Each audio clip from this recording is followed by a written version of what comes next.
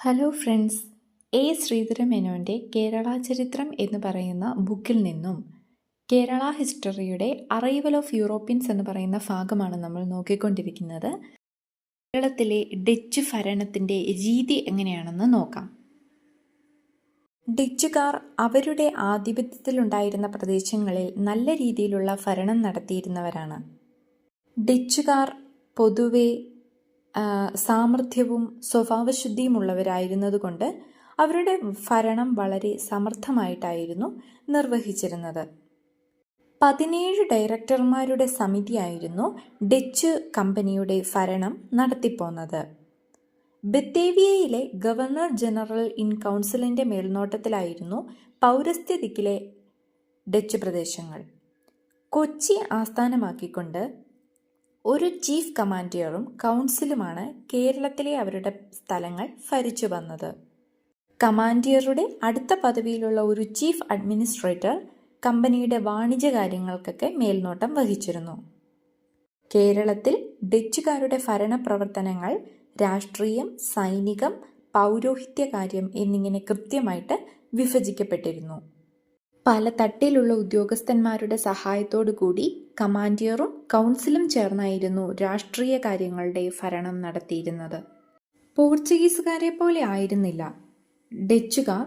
ഉദ്യോഗസ്ഥർക്ക് കൃത്യമായി ശമ്പളം കൊടുത്തു പോന്നവരായിരുന്നു. സാധാരണ കാലങ്ങളിൽ സൈനികരുടെ എണ്ണം 2000-ൽ കവിഞ്ഞിരുന്നില്ല. അതുപോലെ പട്ടാളക്കാരുടെയും ഉദ്യോഗസ്ഥന്മാരുടെയും ക്ഷേമത്തിലൊക്കെ വളരെയധികം ശ്രദ്ധിച്ചിരുന്നവരായിരുന്നു ഡച്ചുകാർ. വളരെ നിഷ്പക്ഷമായ നീതി നിർവഹണത്തിന് എല്ലാ ഏർപ്പാടുകളും ചെയ്തിരുന്നവരായിരുന്നു ഇവർ. അവരുടെ സ്വാധീനത്തിലായിരുന്ന തീരദേശങ്ങളിൽ കുഷ്ഠരോഗ ചികിത്സയ്ക്ക് വേണ്ട സൗകര്യങ്ങളൊക്കെ അവർ ഏർപ്പെടുത്തിയിരുന്നു. അതുപോലെ പള്ളിപ്പുറത്തൊരു കുഷ്ഠരോഗ ചികിത്സാ കേന്ദ്രം സ്ഥാപിക്കുകയും ചെയ്തു. വളരെ വിശാലമനസ്കമായ ഒരു ഇടപെടലായിരുന്നു ഡച്ചുകാർക്ക് ജനങ്ങളോടുണ്ടായിരുന്നത്. അവരുടെ ഭരണം കൂട്ടക്കൊലകളോ മനുഷ്യത്വഹീനമായ എന്തെങ്കിലും പ്രവർത്തികളോ കൊണ്ട് ഒന്നും മലിനമാക്കപ്പെട്ടവയായിരുന്നില്ല. എന്നിരുന്നാലും അവർ അവരുടെ വാണിജ്യത്തിന് പരമാവധി ലാഭം കിട്ടുമാറാണ് കൊണ്ടുപോയിക്കൊണ്ടിരുന്നത്. ഡച്ച് കമ്പനിക്ക് വാണിജ്യ കാര്യങ്ങളിൽ കയറ്റുമതിക്കും ഇറക്കുമതിക്കും വെവ്വേറെ 2 മണ്ഡലങ്ങളുണ്ടായിരുന്നു. അവർ ഇങ്ങോട്ടേക്ക് ഇറക്കുമതി ചെയ്ത സാധനങ്ങളാണ് പഞ്ചസാര, ചെമ്പ്, തകരം, ഈയം, കർപ്പൂരം, പട്ട് എന്നിങ്ങനെ.